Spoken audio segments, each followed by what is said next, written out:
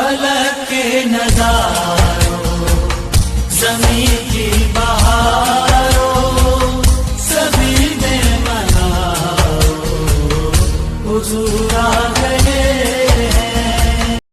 پہلی بات کہ کیا صحابہ نے منایا، اس کا جواب سنی اور یاد کر لو۔ ان سے پوچھنا کہ قرآن میں، حدیث میں، فقہ کی کسی کتاب میں یا تمہارے ملا کی کسی کتاب میں یہ قانون لکھا ہوا ہے کہ وہی کام کرنا ہے جو صحابی نے کیا؟ اگر یہ قانون ہے، دلیل ہے تمہاری کہ وہی کام کرنا ہے جو صحابی نے کیا، دوسرا نہیں کیا جا سکتا، تو یہ کسی کتاب میں لکھا ہوا دکھاؤ۔ قرآن میں دکھا دو، حدیث میں دکھا دو، فقہ کی کتابوں میں دکھا دو۔ نہیں تم اپنے ملا کی کتاب میں دکھا دو، مگر نہیں دکھا سکتے کیونکہ یہ کوئی قانون اونچی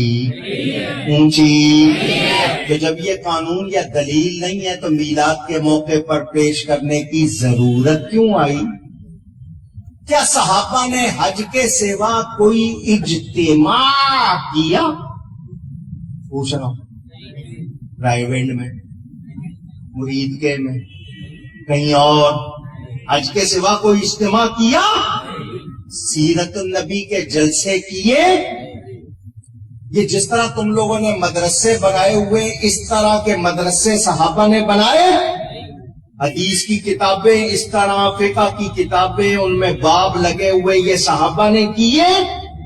قرآن کریم جس طرح آج چھپا ہوا رنگین کاغذ پر، چکنے کاغذ پر ملتا، کیا صحابہ کے زمانے میں ایسا تھا؟ اس پہ زیر زبریں تھیں، رکوع لگے ہوئے تھے؟ یہ سارے کام صحابیوں نے نہیں کیے۔ دستار بندی کے جلسے، ختم بخاری، ریلی نکالنا، یہ صحابیوں نے کیے۔ اپنے دارالعلوم کا 100 سالہ اور 20 سال کے بعد 150 سالہ جشن منانا گنتی بھی نہیں آتی۔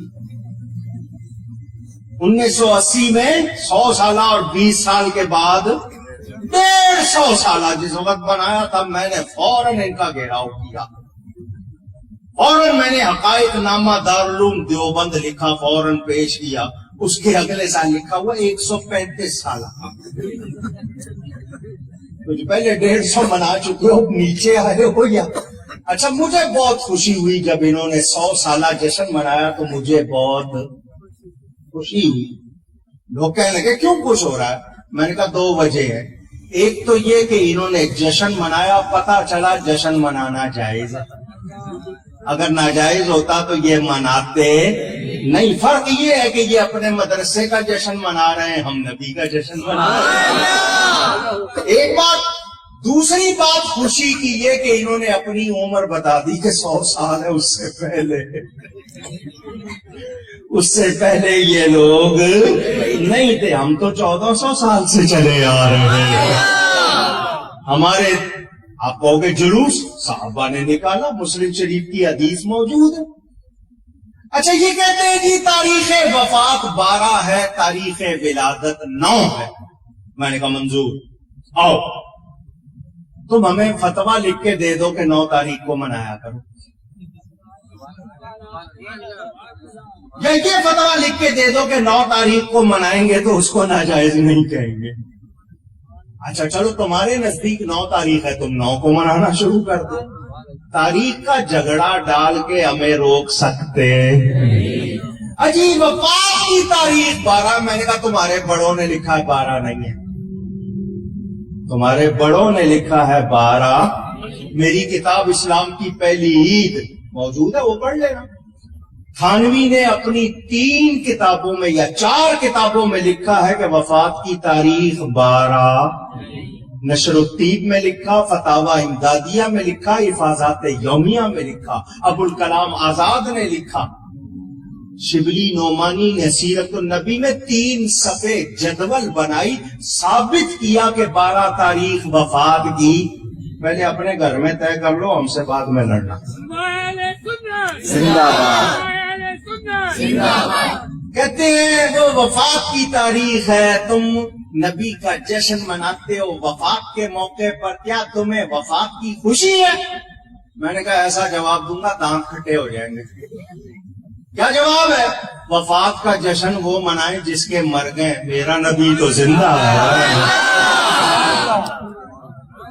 اور حیاتی مماتی تو ان میں بھی ہیں، آپ کو شاید پتا نہیں ہے، ان میں بھی حیاتی مماتی. جو حیاتی ہیں وہ مماتی کو کافر کہتے ہیں، جو مماتی ہیں وہ حیاتی کو، ان میں بھی ہیں، آپ کو پتا نہیں ہے.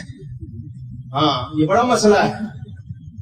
ہم بھید جانتے نا، اسی لیے ہمارے پاس آتے. سنی کو پکڑتے، سیدھے سادے سنی کو. ادھر دیکھنا 12 تاریخ وفات کی تھی، حضرت فاطمہ رو رہی تھی، صحابہ کا غم سے برا حال تھا. تو نے قمقمے لگائے، وہ سادہ آدمی ڈر جاتا، بیچارے کو پتا نہیں. ہمت ہے تو میرے سامنے آنا، ماں کا دودھ پیا ہے تو. یا نبی سلام علیکہ، یا رسول سلام علیکہ.